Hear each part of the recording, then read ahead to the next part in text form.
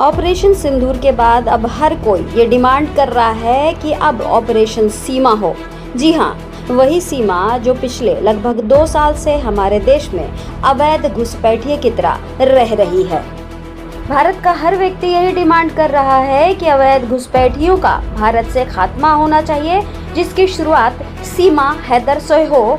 इसलिए जिस तरीके से ऑपरेशन सिंदूर हुआ है, उसी तरीके से ऑपरेशन सीमा हैदर होना चाहिए। क्या पाकिस्तान से आई महिला यहाँ रहनी चाहिए? क्या उस पर मानवता दिखानी चाहिए? वहीं जानी चाहिए। ये है कि सभी का मानना कि जो हमारे देश के 26-27 लोगों को पाकिस्तान के आतंकवादियों ने देखो मार दिया और वो पाकिस्तान की होके वो यहाँ रह रही है, वो भी अवैध तरीके से आई है। और अवैध तरीके से आने का मतलब, जब एक अवैध तरीके से सीमा हैदर आ गई तो आतंकवादी भी आ सकता है। ये है शाकिर भाई, ये रबुपुरा में रहते हैं। ये वही जगह है जहां ये पाकिस्तानी अवैध घुसपैठी सीमा हैदर सचिन मीणा के साथ रहती है। ये मजहबे इस्लाम को मानते हैं, बावजूद इसके इन्होंने डिमांड करी कि जिस तरीके से ऑपरेशन सिंदूर हुआ है, उसी तरीके से ऑपरेशन सीमा हैदर भी होना चाहिए। तो ये हमारी सुरक्षा के, देश की सुरक्षा का बहुत सोचने वाला विषय है। तो उसको जो है जाना चाहिए, यहाँ से वापिस अपने देश जाना चाहिए, क्योंकि उसको यहाँ की कोई नागरिकता नहीं है। मतलब साफ है कि वो सीमा हैदर जो हिंदुस्तान में आते के साथ ही सनातन कार्ड खेलने लगी थी, हिंदुत्व का कार्ड खेलने लगी थी और भारत में हिंदू मुसलमान में फर्क बताना शुरू कर दी थी। ऐसी सीमा हैदर को मजहबे इस्लाम या हिंदू धर्म कोई भी अपनाने को, कबूल करने को राजी नहीं है। अब वो समय आ गया है जब इस महिला को भावनाओं के तहत नहीं बल्कि टेक्निकली समझने की जरूरत है। तो आइए अब टेक्निकली हम इस महिला को समझते हैं।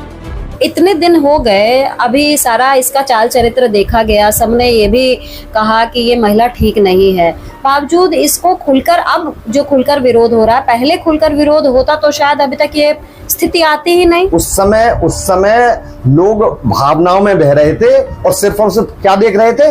गदर फिल्म, सन्नी देओल और वो क्या है पता ना, वो हाँ शकीना, वो देख रहे थे बस। पाकिस्तानी आतंकवादियों के द्वारा मासूम 26 भारतीय लोगों की हत्या कर दी जाती है। लोग अब पूछ रहे हैं कि हम भावनाओं में तो बह गए थे, लेकिन आज खुद को सन्नी देओल कहने वाला सचिन मीणा कहाँ है? तो वहीं खुद को शकीना बताने वाली पाकिस्तानी अवैध घुसपैठी सीमा हैदर आज तक चुप क्यों है? जो महिला छोटी छोटी भारत से जुड़ी बातों पर रोज बयान भेजा करती थी, इतना बड़ा दर्दनाक हादसा हो जाता है, लेकिन आज तक इसने अपनी जुबान नहीं खोली। इसका मतलब साफ है कि ये महिला पाकिस्तानी थी, है और रहेगी, और कोई भी इसको हिंदुस्तानी या सनातनी समझने की गलती ना करे। लेकिन आज पूरा मोहल्ला, मीणा समाज भी उसका विरोध कर रहा है। कभी कोई उन्होंने संवेदना प्रकट की उन 27 लोगों के विरुद्ध, मतलब 27 लोगों के हित में, या उनके परिवार को कोई संवेदना दी कि हाँ आपका परिवार उजड़ गया, साया उठ गया आपके ऊपर से, आज वो घर में बंद है?